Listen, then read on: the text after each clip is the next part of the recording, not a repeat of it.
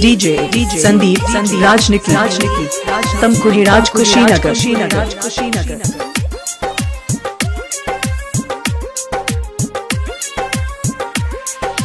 चारे दिन के बात बाटे दुआरा भारत आई रे, महड़ो में ते बैठल रहबे पियबे मांग सजाई रे। हमारा के जानी भूलई है रे पगली, मिले दोबारा फिर वही है रे पगली, मिले दोबारा फिर वही है रे पगली। चारे दिन के बात बाटे दुआरा भारत आई रे, महड़ो में ते बैठल रहबे पियबे मांग सजाई रे।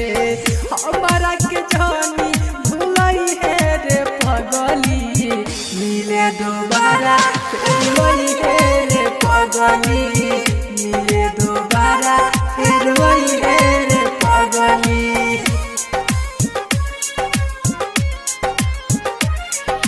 डीजे संदीप राजनिकी तमकुही राज कुशीनगर।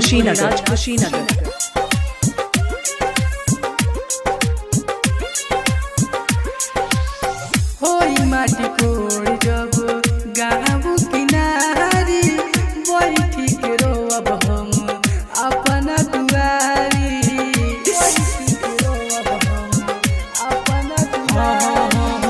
होई माटी कोड़ जब गाँव किनारी, बैठी के रोअब हम अपना दुआरी। करी हे याद हर दिन बाद के कलबती रे, सोहिया जी में महाजा पाके हमके जहनी सतई रे।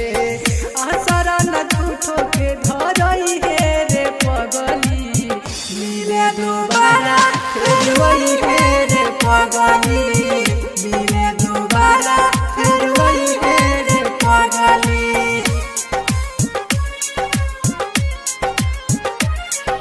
डीजे संदीप राजनिकी गाजीपुर हारी ओम नगर।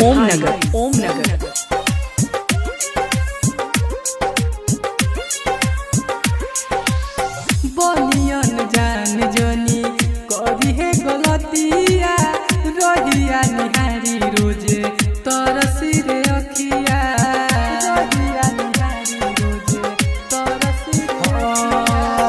बनियन जान जनी करी है गलतिया, रहिया निहारी रोजे तरसी रे अखिया। प्यारे पर दीप अभिषेक राजे तोरा दिन न रही रे, जान से ज्यादा प्यार करेला बात कहिले सोई रे। सच मानी दिल से लगई है रे पगली, मिले दोबारा फिर वही है रे पगली। Mobile number 95 010 51 335।